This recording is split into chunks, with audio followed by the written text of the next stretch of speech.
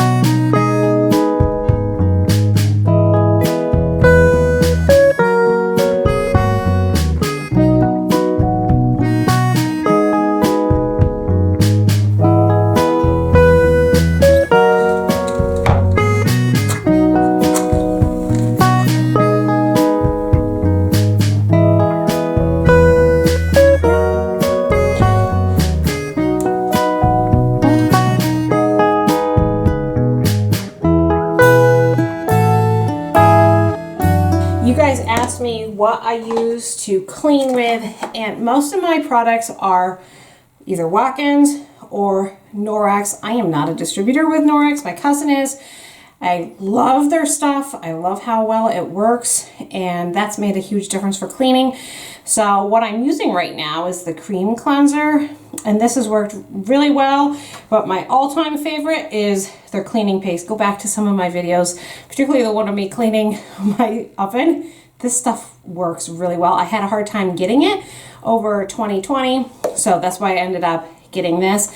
And then something I just got recently is the cleaning brush. Love it. It works great for cleaning all those nooks and crannies. I was having the worst time with the area around the sink.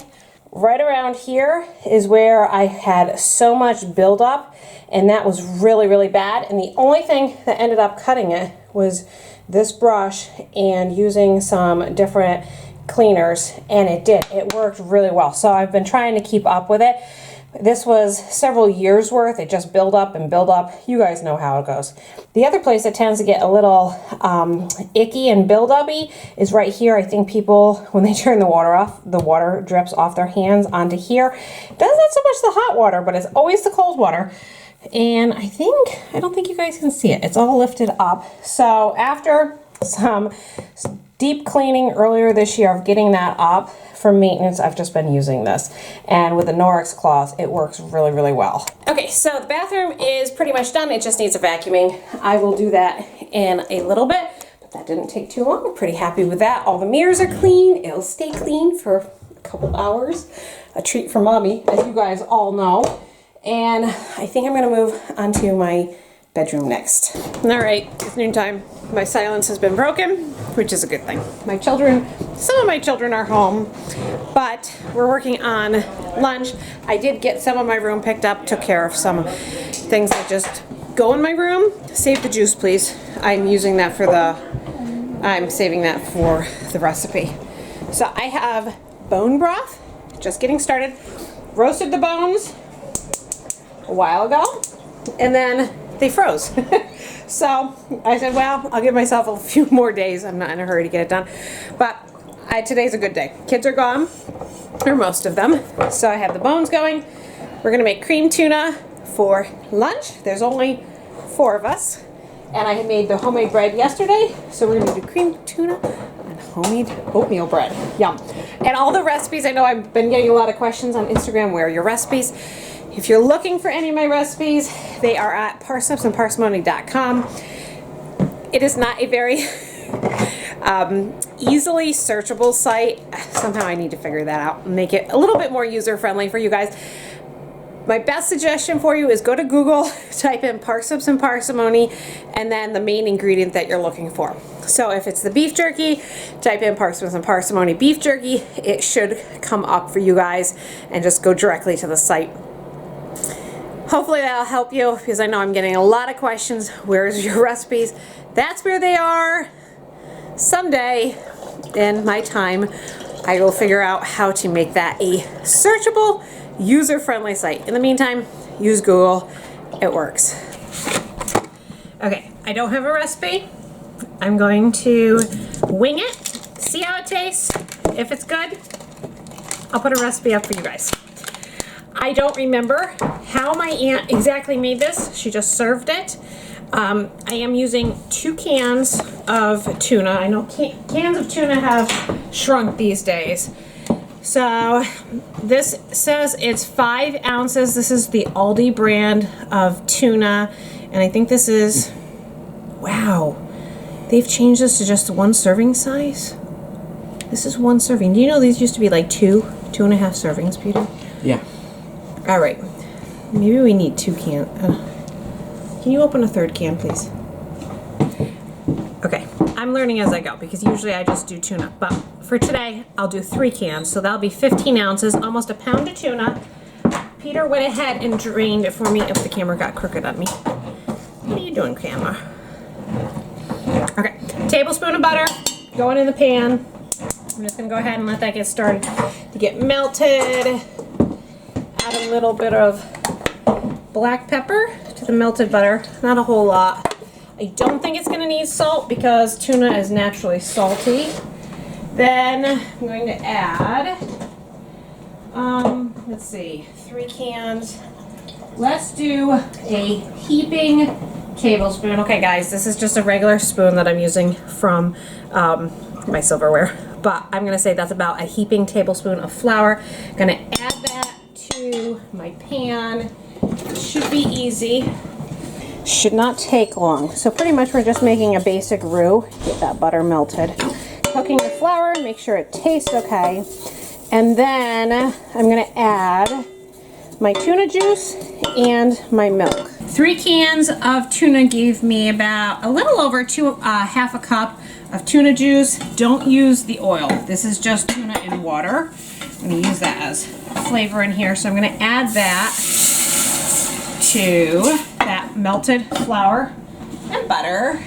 I'm going to add another half a cup of milk.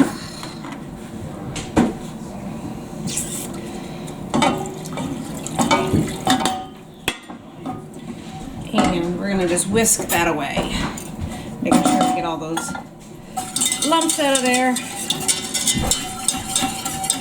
And cook it on medium heat. Should look like this. This didn't thicken as much as I would like it to, so I'm going to add just a little bit more of a slurry to it to thicken it up just a little bit more. Just about a tablespoon of flour and water. I'm just going to add a little bit, whisking while I go. Yeah, there we go. Now it's doing what it's supposed to do. Just need that little extra. Okay. There we go. Look at that. That's how it's supposed to be. Yep, Peter, go ahead and show them. Like that. See how nice and thick that is? That's perfect. Okay.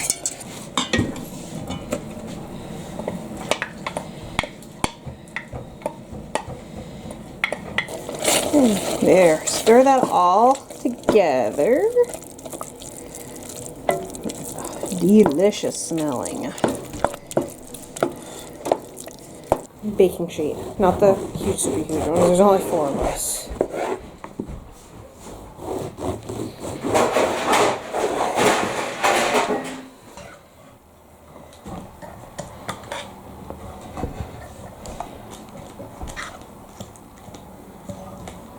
Yes. If you want yours with onions, go for it.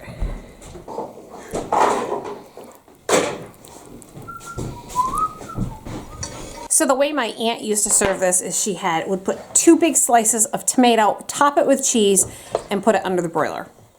Folks, we're in the middle of January. I do not have fresh tomatoes.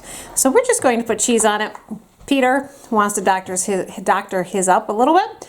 So he's putting onions on before we put the cheese. And I'm just gonna go ahead and broil these and then they will be ready to go. They're gonna be so good.